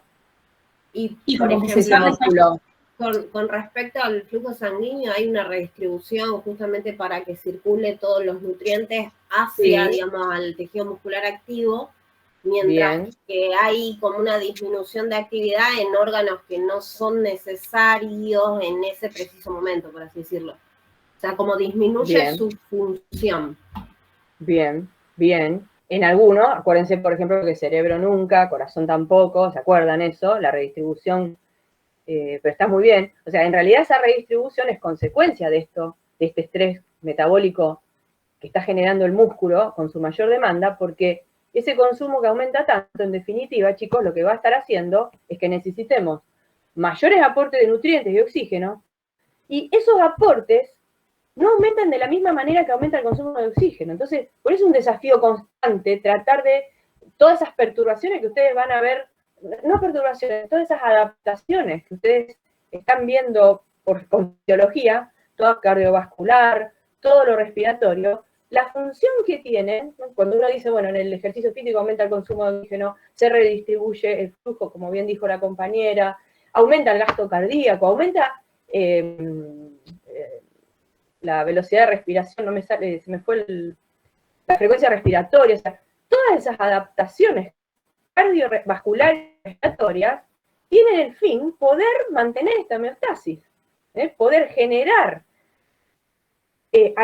adaptaciones que lleven el oxígeno y los nutrientes para tratar justamente de compensar ese consumo, de llevar los nutrientes para ese consumo de energía tan elevado que necesita el músculo. Entonces, fíjense que nosotros, obviamente que en estas clases nos estamos centrando propiamente en el metabolismo, pero todo eso otro que ustedes vienen viendo en las otras disciplinas, todo confluye en esto. Todo responde a poder cubrir estas necesidades. ¿Sí? ¿Se entiende, chicos, esta relación? Por eso les digo, les voy a hacer hincapié en todas las clases, se van a cansar de oírme de eso, de que piensen en relacionen con lo que ven en las otras áreas, que eso es fundamental para entender todo esto. Entonces, ¿estamos hasta acá? ¿Puedo seguir? Sí. Bien. Entonces, vamos a ver cuáles son las posibles fuentes de energía o de ATP que va a tener el músculo, que ya las conocen casi a todas. Una va a ser el propio ATP que se pueda formar por una enzima que a veces está olvidada, no la usamos, no la nombramos mucho, yo la nombro porque es importante, que es la de nilato-quinasa. Después, en la clase que viene, vamos a ver también por qué es tan importante. Pero a partir de 2 moléculas de ADP, esta adenilato-quinasa puede producir ATP. Es decir, que el músculo puede tener alguito de ATP, es poco, no le va a alcanzar para toda esa demanda tan grande, o va a depender de la demanda. La otra reserva que tiene, que ya nombré hace un ratito, es la creatina fosfocreatina, que por medio de una enzima llamada creatina fosfoquinasa se va a romper y va a producir ATP. O sea, la fosfocreatina va a liberar el fosfato que se va a unir al ADP y va a formar ATP. Entonces, estas son todas fuentes de ATP bastante, digamos, limitadas para el músculo. Después tenemos la otra fuente que es anaeróbica, que es la glucólisis anaeróbica, o sea, la producción de lactato. Estas, por supuesto, que también son anaeróbicas. Esto también uno lo puede englobar dentro de las fuentes anabólicas. Y la característica que tienen todas estas fuentes anabólicas es que son limitadas, pero que nos dan ATP rápido. Entonces, ya lo vamos a ir viendo, que todas estas fuentes van a ser las que están relacionadas con aquellas contracciones intensas, o sea, aquellas actividades que necesitan intensidad y que son de corta duración, porque nos permiten obtener rápidamente ATP. El problema es que es limitado. Ya vamos a ver que en el tiempo esto se limita mucho. Y la última forma, digamos, de ATP va a ser la que provenga del metabolismo aeróbico, glucosa y triglicéridos, fundamentalmente en la actividad normal. Ya les dije, en algunas circunstancias las proteínas se pueden volver importantes, pero fundamentalmente es glucosa y triglicéridos lo que nos permite obtener, ahora sí, mucho ATP respecto a estas vías, pero en un tiempo más lento. Y esto simplemente piensen, ¿no, chicos? Desde analizar la cantidad de reacciones químicas que hay. Acá estas dos que les puse son una reacción y una reacción. La ATP se forma con una reacción. En la glucólisis anaeróbica, ¿qué serán? 10. No sé cuántas son. Pero en el metabolismo aeróbico son muchísimas más, porque hay que entrar al ciclo de Krebs, cadena respiratoria. Entonces es lógico que esto tarde mucho más que todo esto. Ese es el concepto súper importante, que yo sería feliz si hoy con que le quede este concepto de entender que todo esto de que usa el músculo en una determinada circunstancia tiene que ver siempre con la velocidad con que necesita esa energía. Ahora lo revisamos. Pero sería súper fundamental que se queden con este concepto, porque a veces se generan cosas o explicaciones erróneas y no hacen el entendimiento bien del tema. Así que vamos a hacer bastante hincapié en esto. Profe, de ahí nace justamente el concepto de la deuda de oxígeno, o sea, para reponer justamente... La deuda de oxígeno, bueno, tiene que ver con todo ese oxígeno que se consume posterior a una actividad física, o sea, cuando vos volvés al reposo, y si vos te pones, si ustedes hacen alguna actividad física, sabrán cuáles son las actividades que generan mayor deuda de oxígeno, que son aquellas que son más intensas. Porque justamente uno necesita el ATP rápido, lo saca de todos lados, de donde puede, pero después cuando llegamos al reposo hay que reponer todo eso. Entonces ahí el metabolismo aeróbico se vuelve importante en la reposición del oxígeno que hay en la mioglobina, en lavar el ácido láctico que queda dentro del músculo. O sea, en una serie de procesos que vuelven el músculo a su estado de reposo habitual. Es decir, que cuando uno termina una actividad física intensa, va a generar una deuda, o sea, dependerá de la intensidad de esa actividad física si la deuda de oxígeno es más grande o más chica, pero esa deuda de oxígeno se paga con metabolismo aeróbico. Es como que yo repongo justamente post ejercicio, digamos, o post estrés, o lo que sea. Claro, y es más duradero eso en el tiempo, ¿no es cierto? Entonces, ahí se vuelve el metabolismo aeróbico, es súper importante porque tiene el tiempo y aparte puede producir mucho ATP para reponer las cosas. Listo. Pero ese tendría que... No, por favor, al contrario. Me encanta cuando me preguntan porque siento que están. Si no, ya les dije, yo no los veo y Y yo con esto de la virtualidad me di cuenta cuán importante para un docente es ver a los alumnos y poder charlar y verles las caras. O ver a veces cómo se quedan dormidos. Acá no puedo ver si se quedan dormidos o no. Entonces uno cuando se quedan dormidos hace algunas cosas para que se despierten, o no, o los deja dormir, depende. No, bueno, fuera de broma, realmente esto de la virtualidad es raro, no me gusta. Pero bueno, es lo que hay. Bueno, entonces, la adenilato ciclano nos sirve para resintetizar localmente ATP. Esta es una enzima que está en todas las células realmente. Y que ya vamos a ver que cuando hay un trabajo se vuelve mucho más importante y se genera un gran aumento de AMP. Esto lo vamos a ver la clase que viene, no nos quiero mezclar ahora, lo vemos en la clase que viene. Después, entonces, como dijimos, la creatina fosfato, el metabolismo anaeróbico, simplemente les repaso la parte del ciclo de Cori para que recuerden que ya lo vimos al comienzo de la clase, donde se produce ese lactato, que para el músculo después es importante sacárselo porque este lactato es uno de los factores que producen fatiga. Ya también vamos a volver sobre esto en la próxima clase. Y por último, el metabolismo aeróbico, que es lo que vimos también al comienzo de la clase, fundamentalmente de glúcidos y lípidos por medio de la cadena respiratoria. Es lo que les decía, esto es súper complejo al lado de las otras vías. Por eso son las que mayor producción de ATP tienen, pero también son las más lentas.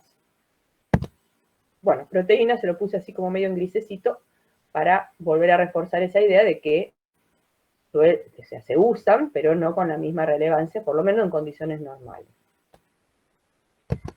Entonces, fíjense, este es un grafiquito que está en el blanco, donde se ve que el músculo tiene una mezcla de vías. Yo se lo fui simplificando, pero uno cada vez puede complejizar más todo esto.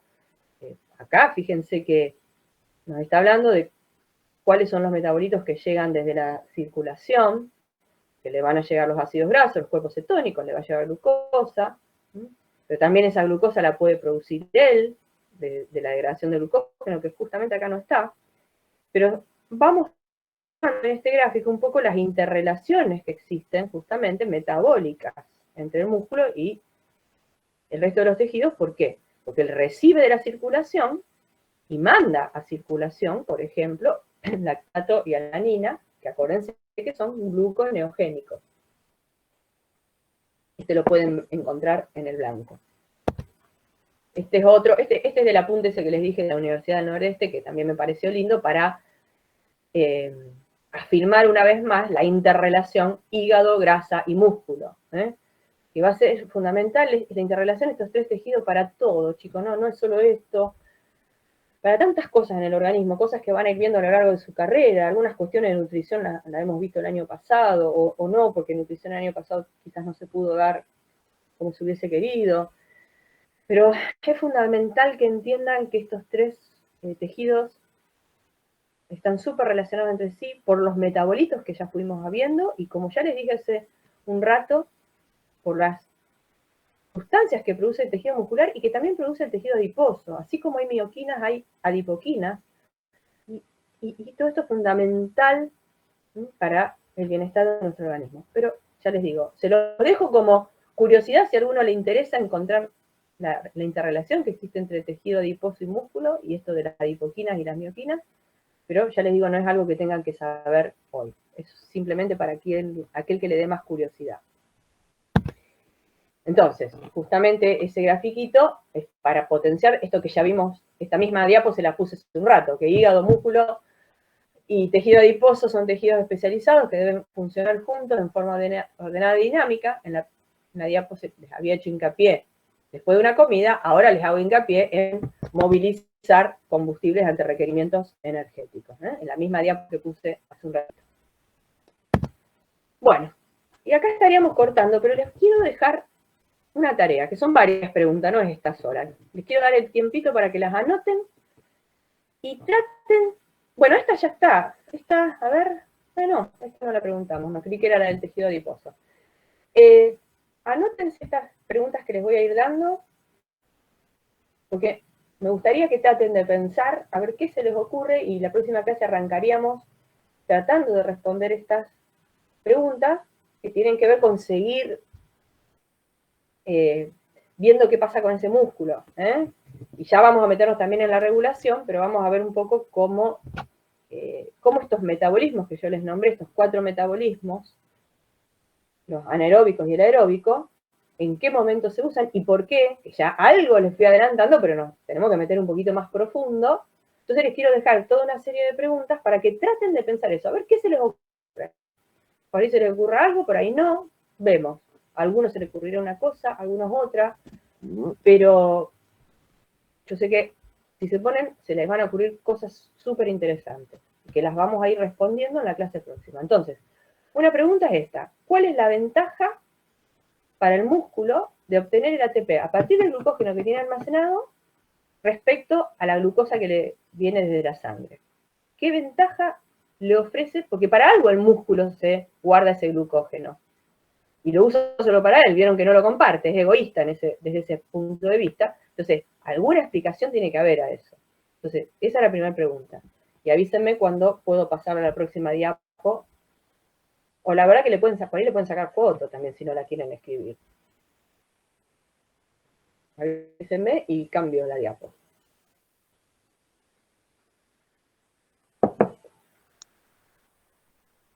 Cambia, profe, si querés. ¿Cambió? ¿Alguno todavía no la copió o algo? ¿O puedo pasar? Si nadie pega un grito, la paso. Bueno, acá hay varias, así que esta le va a llevar un poquito más de tiempo si las copian. Por eso voy a ir con unas fotos más rápido, pero es esto que les decía recién. ¿De qué va a depender que el músculo esquelético utilice un tipo de combustible u otro? Algo les deslicé. Acá vienen preguntas más de la vida así cotidiana, sobre todo ahora que venimos de ver los Juegos Olímpicos, por ejemplo. No sé cuánto les gustan o no los deportes a ustedes. Yo soy una apasionada del deporte, así que con los Juegos Olímpicos estuve chocha, y entonces cada vez que hay Juego Olímpico me encanta. Y fíjense esta pregunta: ¿por qué no se puede correr rápido continuamente? ¿Por qué los que corren los 100 metros llanos, los 200 metros llanos, no son los mismos que corren la maratón? Ni el que corre los 100 metros llanos corre a la misma velocidad que lo que corre un maratonista, por ejemplo, dando los dos extremos más extremos, ¿no? Entonces, la otra pregunta sería: ¿por qué corre más rápido un corredor de corta distancia que uno de larga distancia? Y otra pregunta asociada con esto es: ¿por qué tenemos que reducir la velocidad si deseamos correr distancias largas durante intervalos de tiempo prolongados? Es decir, si uno quiere correr una maratón o qué sé yo, no es necesario llegar a una maratón. Distancias largas, no hablemos de 100 metros, 200 metros. Entonces, quise simplificar un poco esto con esto de la acción de correr, porque me parece que es fácil de entender, ¿no? Va a ser fácil de entender cuando analicemos estas preguntas. Después vamos a hacer alguna relación con otros deportes, pero esta me parece que es la más fácil de ver. Si uno no puede correr rápido todo el tiempo. Entonces, ¿qué es lo que limita la duración de un ejercicio anaeróbico? Entonces, me gustaría que trabajen con todas estas preguntas, que son 5 preguntas, pero todas apuntan a lo mismo. La respuesta, digamos, es conjunta de todas las preguntas. Y creo que después me queda una última diapo.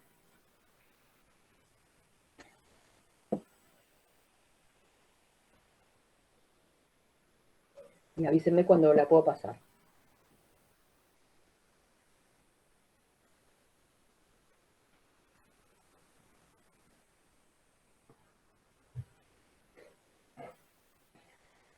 Pasala, profe, si querés. Sí, me parece que está.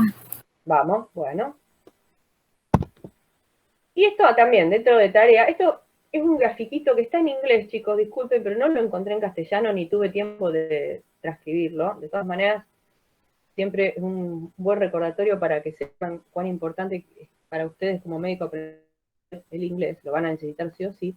Acá le puse la cita por si a alguno les interesa, porque en realidad es simplemente para dejarle ahí también, dando vuelta en la cabecita un poco de lo que estuvimos hablando antes, de que intenten relacionar todo esto que estamos viendo con lo que están estudiando del sistema nervioso, sistema cardiovascular, sistema respiratorio, tejido muscular, hormonas, termorregulación, todo lo que vienen viendo, todo lo que se ve en este área, justamente. Entonces, porque en este grafiquito lo que quiere es como una especie de resumen que va mostrando las diferentes adaptaciones de los distintos sistemas cuando uno empieza a hacer actividad física. Esto en realidad es una revisión en inglés, o sea que por ahí se los doy por si alguno maneja mucho el inglés y le interesa. No lo tienen, ni se le ocurra que lo tienen que ver, es simplemente cuando uno pone un gráfico hay que poner de dónde lo sacó, y por ahí si a alguno le interesa, está bueno porque en realidad habla de todo, no solo del metabolismo, ¿no? La buena integración de la actividad física,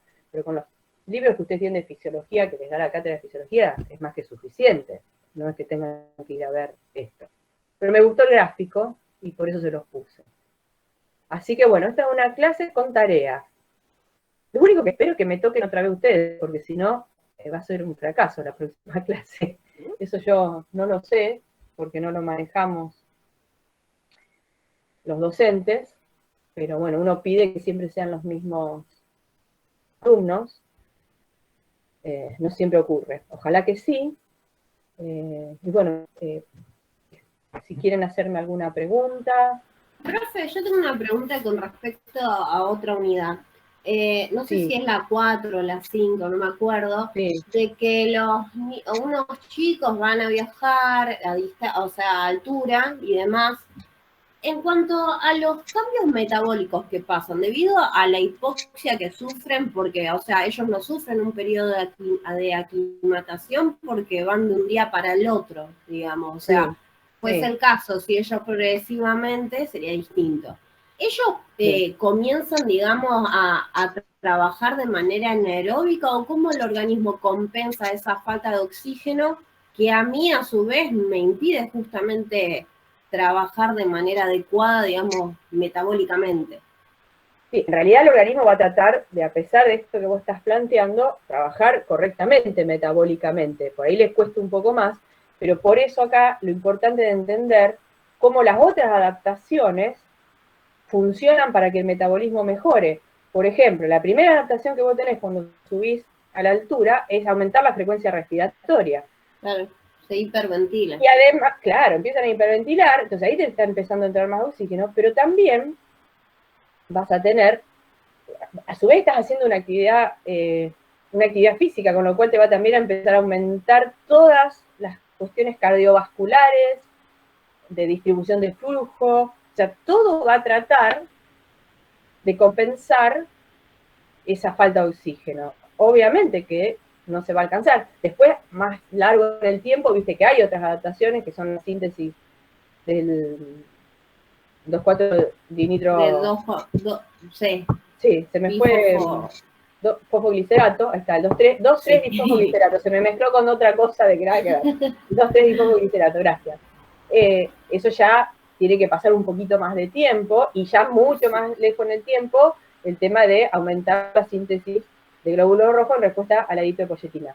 De todas maneras, el organismo va a tratar de compensar lo más posible y tratar de llegar. No puede, o sea, tampoco puede actuar anaeróbicamente todo el tiempo, porque es lo que hablábamos antes. Claro, se produciría una acidosis. Se va haciendo lo que se puede. Por eso no es lo mismo. Acá también tiene mucha importancia, bueno, esto que vos decís, la adaptación, y también el entrenamiento físico, porque no es lo mismo si ese grupo de chicos, ¿no? ¿Cuál es el ejemplo? No sé si les da el Champaquí o le da el... Hay también se van a Jujuy, por ahí. Bolivia. Bolivia, claro, lo cambiaron, por eso. En otras épocas eran otros. Realto. Bueno, claro. Entonces, no es lo mismo, en realidad si se van realto, la aclimatación es necesaria siempre, pero tampoco va a ser lo mismo para una persona que va de una y que nunca hizo actividad física, o que hace muy poca actividad física, a alguien entrenado. Porque después el entrenamiento favorece todos estos parámetros que estamos viendo, favorece la síntesis de enzimas que van a favorecer el metabolismo, desde el punto de vista que se forman nuevos capilares, qué sé yo, ahí ya lo van a ver también en la UP8 cuando vean las adaptaciones al entrenamiento. Entonces, pero bueno, el organismo siempre va a tratar de, chau Camila, hay alguien que saluda por ahí, siempre va a tratar de hacer lo mejor posible, pero por eso a lo mejor alguien no entrenado va a subir entre la falta de oxígeno y va a tener que parar cada rato, va a estar con esa hiperventilación. y se va haciendo O lo que sea, se profe, puede. se podría decir que también una estrategia, digamos, o sea, como extranjero, digamos, que van a jugar, o sea, limitar, digamos, el tiempo de actividad, o sea, de recambio, y a su vez se podría recomendar, digamos, una dieta rica en carbohidratos y demás para aumentar el almacenamiento. Bueno, eso desde ya, si bien hay algunas cosas que me exceden lo que vos me estás preguntando, pero porque el tema vieron de la adaptación, Claro, sí, hay es como, algunos que van y no se adaptan y otros que van y se adaptan. Por ejemplo, los jugadores de fútbol, por ejemplo. El que va a subir el Aconcagua se tiene que adaptar sí o sí porque si no, no hay manera. Pero vieron que en los deportes, cuando van así, por ejemplo, en el caso más típico del fútbol, vieron que hay equipos que viajan para el partido y otros que se van antes. Yo eso ya me excede un poco a mí de cómo explicártelo, pero tiene que haber obviamente una explicación a cómo se sufren esos cambios y que tendrá que ver con el grado de entrenamiento también, eso no te lo puedo realmente contestar, me encantaría poder contestártelo. Y con respecto a la dieta, bueno, eso en realidad pasa siempre, independientemente de que sea en la altura o no, y es limitado también, porque acordate que la sobrecarga que se hace, que normalmente es la sobrecarga de glucógeno, ¿no? Porque la de triglicéridos está siempre, quien más, quien menos tiene triglicéridos, lo que se hace siempre es hacer una sobrecarga con hidratos de carbono para aumentar los niveles, sobre todo de glucógeno muscular.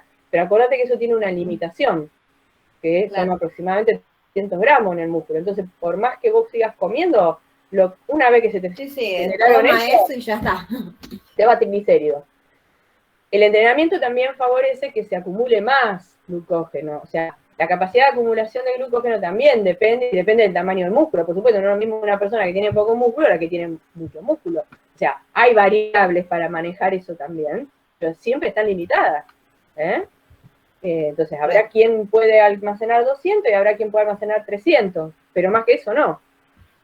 ¿Se entiende?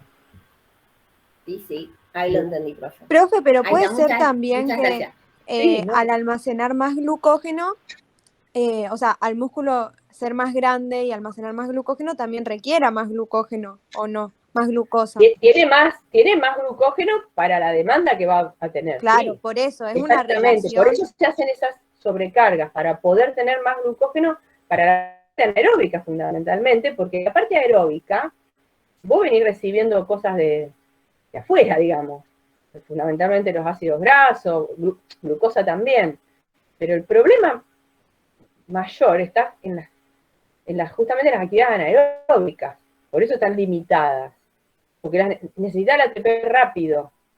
Entonces, cuanto vos más glucógeno tengas almacenado, ese músculo va a poder desprender más glucosa para formar su propio ATP.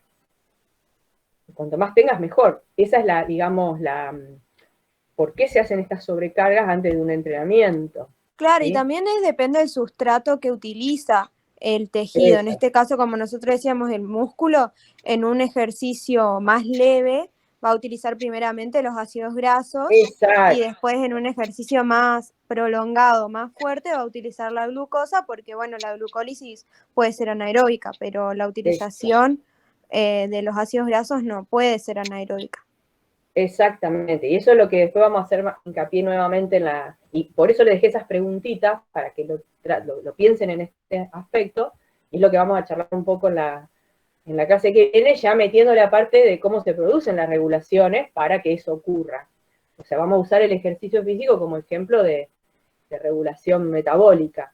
Pues sí, es súper interesante esto, y digamos, toda la cuestión de lo perfecto que es el organismo para tratar de armar toda una orquesta en función del músculo, que no solo para una actividad física, sino en una situación de estrés. Ya saben, la situación de estrés, esto de la famosa lucha y huida, bueno, todas las respuestas que se dan también tienen que ver exactamente con lo mismo que estamos hablando acá.